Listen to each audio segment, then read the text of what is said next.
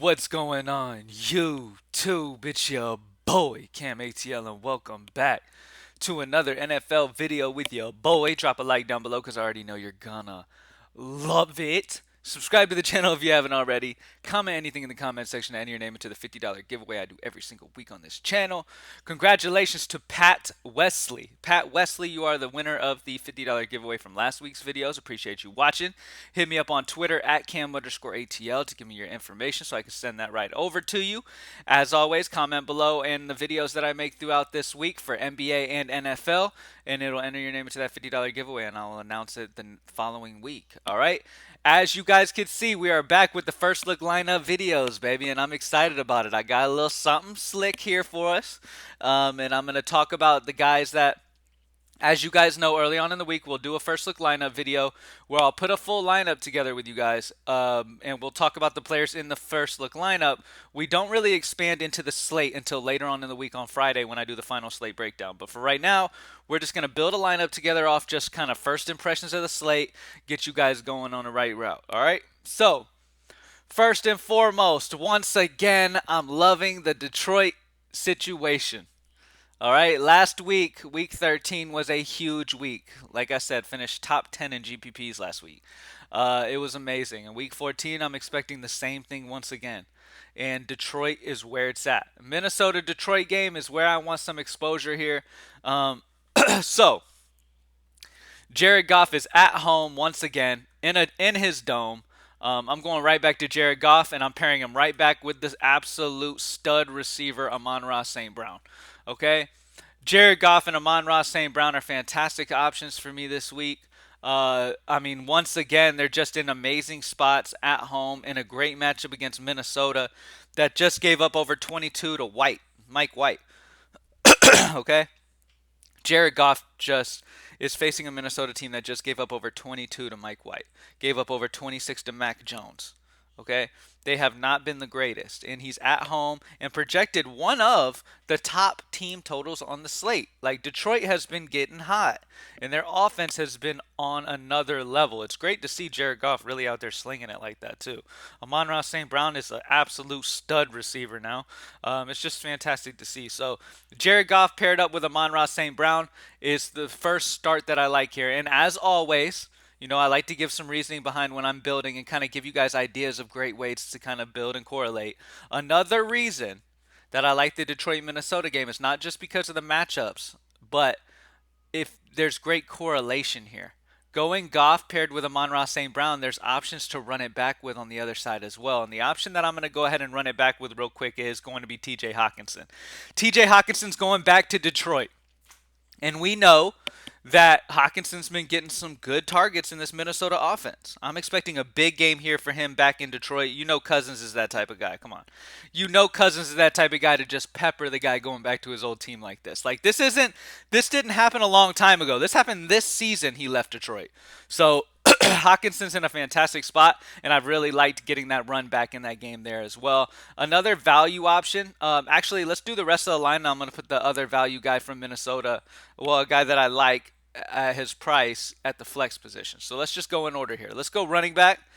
At the running back position, I'm liking Zeke this week. And also, we're still in the process of updating these projections. Like, remember, this is only Tuesday. As the week goes on, we start updating these projections even more accurately. Right now, it still might even be from last week's projections right now. I altered them earlier, but I remember having Zeke higher than this, so it might not have saved. So just keep that in mind, that it'll be updated soon. All right, but Ezekiel Elliott is at home in Dallas, and they are huge favorites here against Houston. This is going to be a run-heavy spot here. Okay, obviously Pollard's been cutting into Zeke's work, but no matter what, Zeke's going to get his carries, and Zeke gets those red zone carries that are so, so important. Zeke's going to get 15-plus carries, and he's going to get in the end zone here, maybe even twice. He's gotten in the end zone 4 times over the last 3 games. He's got a nose for the end zone right now, and at only 6-1, you're getting a, $600 discount from Pollard, who I do think Pollard is the more explosive running back of the two at these days. But I really love Zeke. I think at 6-1, he's a solid option. If you can find a way to get Pollard, then go ahead. But Zeke kind of just fits into my build really well. And like I said, in a big favored spot, I'm expecting a lot of Zeke type, a lot of Zeke. I'm expecting to see 17 to plus carries, maybe even hit the 100-yard mark. Get in the end zone once, maybe twice. Great matchup against Houston in a huge favored spot. They're really going to lean on the run in that game. Another guy that sticks out to me is going to be Isaiah Pacheco. This is another spot where, so as you can see, there's a theme here. There's not a, like, as of early look, there's not any running backs I care to really spend up on. The real stud running backs kind of have toughest matchups, and the matchups don't really pop for me right now. So Zeke and Pacheco give you that low 6K, high 5K range, value-ish guys there. That kind of, we just need a solid floor from. That's it. So Pacheco, reasoning behind Pacheco is over the last couple, well, actually, over the last 4 weeks, he's been getting the lion's share of the carries here. He's gotten 16 carries, 15, 22, and 14. In a huge favorite spot here against Denver. Denver's been horrible. In a big favorite spot here, expect to see a lot of Pacheco. I wouldn't be surprised to see another 22 carry type performance like he had against the Rams, where they were up big there against the Rams. They won 26-10. That's another kind of performance I'm expecting here. I'm expecting them to be up a solid amount, give Isaiah probably close to 20 carries, and get in the end zone and have a solid performance at 5-7 in that big favored spot. Now, obviously, he's not the main target on this Kansas City offense, and you always run the risk of Mahomes throwing for 8 touchdowns. You know what I mean? But in a big favored spot and a good matchup here, Pacheco should get the workload to hit that solid floor that we need. Like I said, in this first look lineup that we're building right here, all we need is a nice, decent, solid floor out of 2 guys in amazing script spots, amazing matchup spots. All we need is a solid, decent little floor. We don't need a ton. We don't need them to break the slate because we got other spots that have huge potential this week. All right. So at the other wide receiver spots, a couple value guys. I'm going right back to Garrett Wilson because the dude got me tons of money over the last couple weeks. Garrett Wilson is in a very play from behind spot here against Buffalo, and Buffalo's secondary has been bad. Okay? Don't fear Buffalo's secondary. They have been bad. Now, I did not, before I came into this, did not check the weather for next week. It's very early to do that. If it happens to be snowing or something in Buffalo, which it can get cold as hell there, then I'm not going to want the pass game here, and I'm going to pivot off of this. But as of right now, I'm not worrying about weather, nothing like that. In this matchup, being very big underdogs here for the Jets, I'm expecting a lot of throwing, and I'm expecting a lot of Garrett Wilson. Okay? Earlier this year, he got 9 targets, 8 catches for 92 yards against Buffalo, and they ended up beating Buffalo. If you remember, so the Jets have been a solid squad this year. Almost pulled out the victory last week. Like, that was a good game against Minnesota. They almost did it. Garrett Wilson got 15 targets.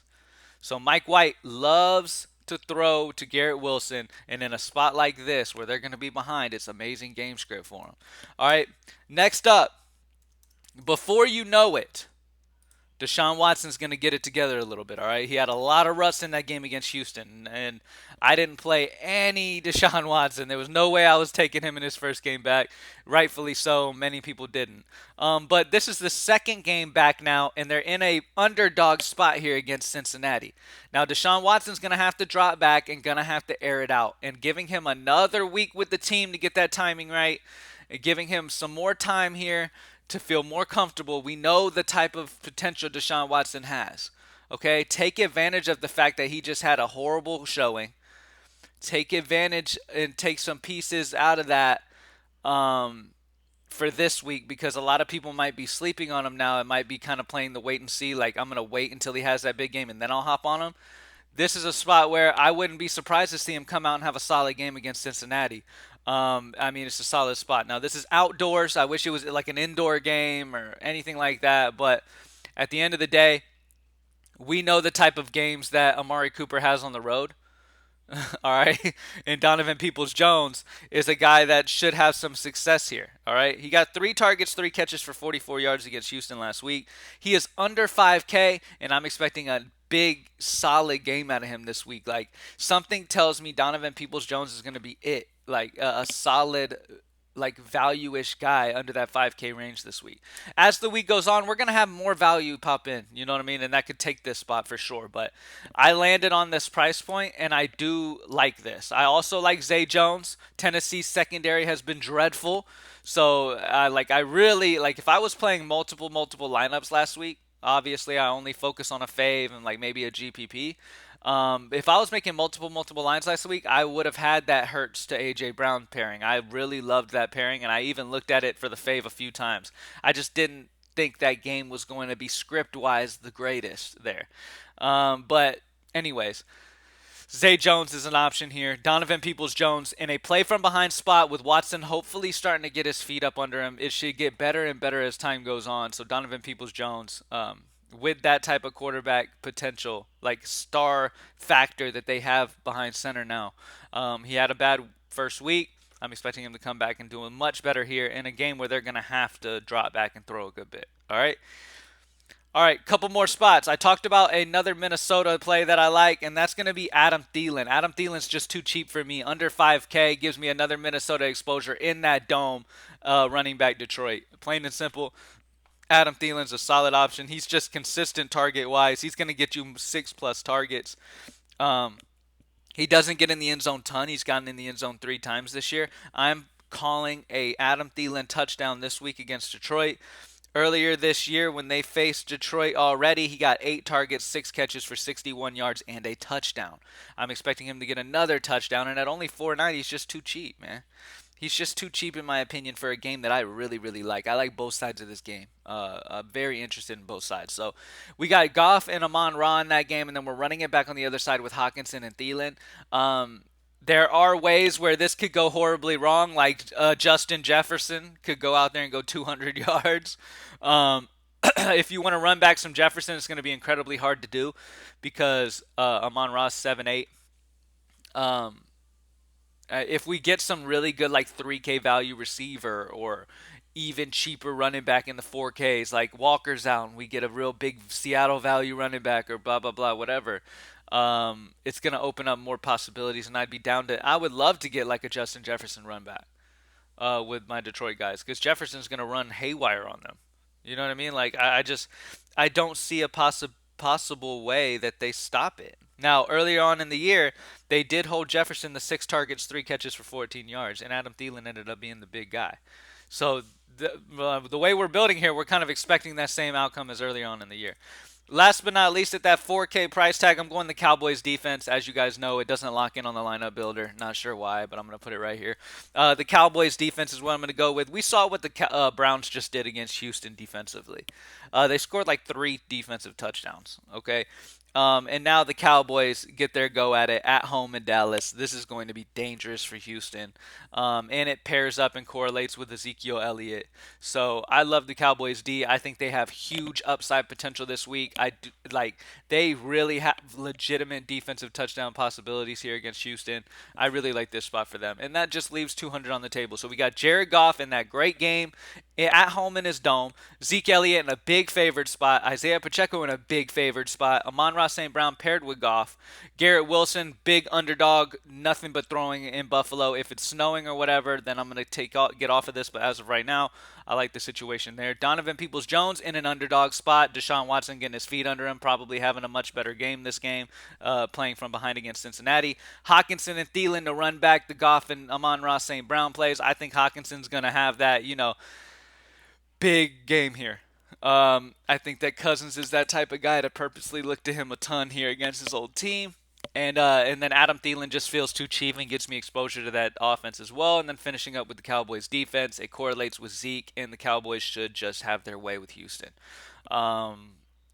It feels like every single game the Cowboys are at home. It's pretty ridiculous. But anyway, I love this spot there, and I'm all over that Cowboys D. They're going to put a lot of pressure on that quarterback. They're going to cause a lot of turnovers. It's going to be big. So this might be one of the weeks where I figure out a way to spend up on defense because the upside possibilities here are huge. And we've been taking advantage a lot at defense because people have been playing some – I don't know where other than me, obviously, there's a lot of places to get information. I don't know where the field is getting their information on what defenses to play, But this nonsense of playing like these 2K defenses in horrible matchups, like the Titans were high owned in double ups against the Eagles. You knew coming in the Eagles were going to put up 35 plus. Like that, it's just stupid.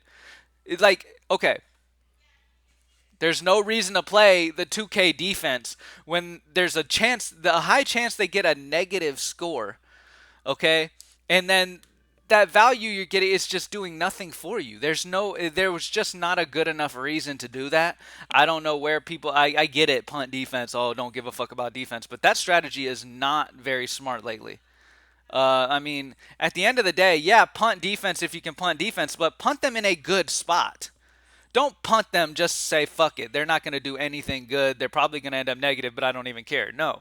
Punt defense if you want to punt defense, but punt them in a good spot. If they're not in a good spot, do like you did every other position in your lineup and put a team in the good spot. You realize defenses have 20-point plus upside, right? Like you just punting that completely with a team you know is going to get 35 dropped on them. You're just literally giving an entire position away. Like that -2 that everybody got from Titans or whatever they ended up getting because the Eagles stomped them, and obviously they were going to, made it that much easier for us to get in the top 10 in GPPs. Like, it's that easy. Like, it was that simple. We didn't even have nothing super special. We had the Seahawks defense. They didn't even go crazy, but they scored 10 points more.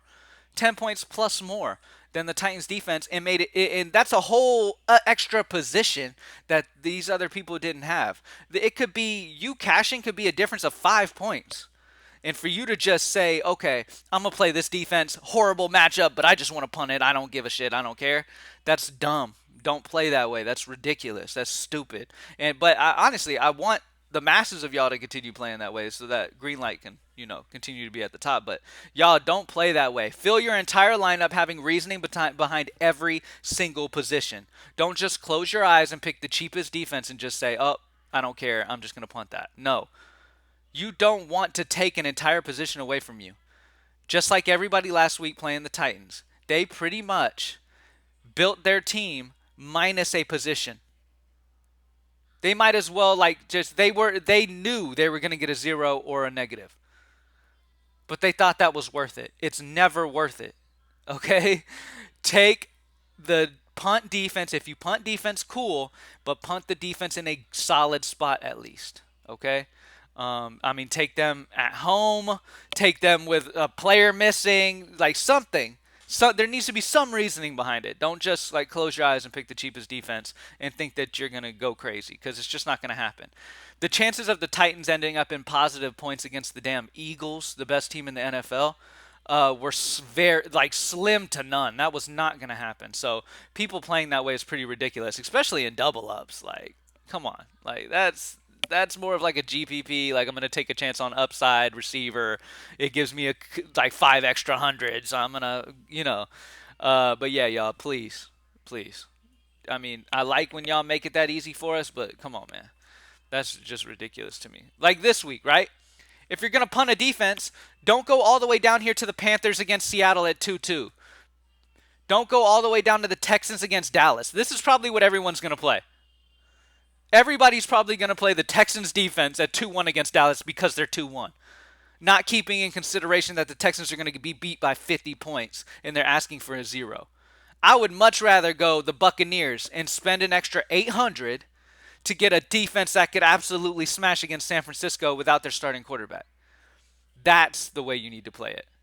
What about here? Lamar Jackson might be missing here with a knee injury. The Steelers are only 2-8. That is a punt that's necessary. That's interesting. But not no damn Texans against Dallas. That's pretty much the equivalent to playing the Titans against the Eagles. It's just ridiculous. There's no thought process behind it. It's just playing pretty fucking retarded. Okay? So, anyway, let's kill this slate this week, y'all. Week 14, let's get it. Let's keep smashing. Let's end up in the top 10 once again. We have had a ginormous NFL season. It was a slow start to the year. We gotta remember where we started from. It was a slow start to the year, but damn has it been hot over the last 10 weeks. It's been just ridiculous. So let's just keep smashing, man. We had a huge week. I'm excited for another big week this week. Y'all have an amazing week. As you guys know, later on in the week on Friday, I'll do a full slate breakdown. We'll talk about the information that we have available to us the rest of the way, and then we'll go from there. All right? Y'all have an amazing week, and I'm out. Peace.